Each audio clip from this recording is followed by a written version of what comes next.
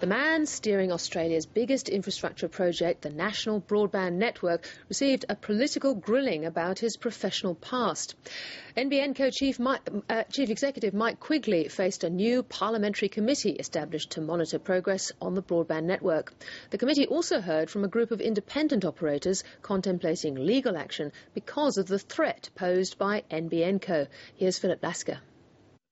They were lining up to have a go at the NBN chief. Was that statement also mistaken because it appears to be quite clearly and expressly contradicted?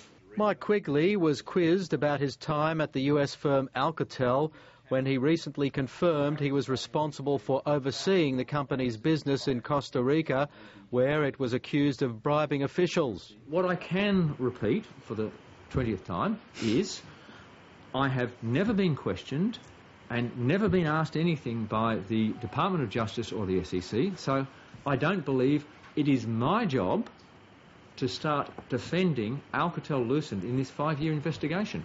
It was left to Labor Senator Doug Cameron to do the defending. This is you carrying out Tories' commands to destroy the NBN. In the meantime, there was still no firm date for an agreement between the NBN and Telstra. There's a lot of detail to be gone through, so it is very complex.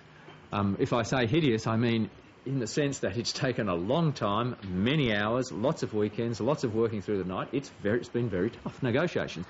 One complexity which the deal with Telstra doesn't include is the option to use Telstra's copper network in areas NBN Co finds the fibre network less effective than using copper. One of the benefits for Telstra is that when they've fibred an area, they can close down their copper and rationalise their exchange base. If they don't know which parts are closing and which parts are going to stay open because we don't know what the performance of the copper is, that is a very, very complex negotiation. But one group of smaller fibre network builders and operators in greenfields is angry at being frozen out of those complex negotiations. We are looking at whether or not we can and should make a complaint to the ACCC. They claim the NBN will destroy their businesses because developers would get NBN Co to build networks free of charge. I'm just wondering where you've been for the last 10, 12 years in terms of providing this broadband network.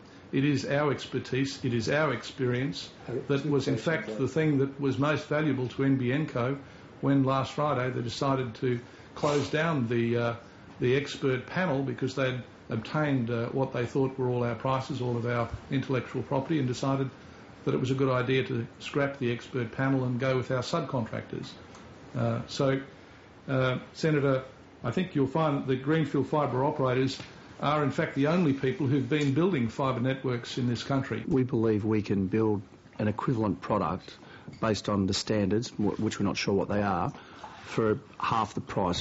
Is it any wonder the public is confused?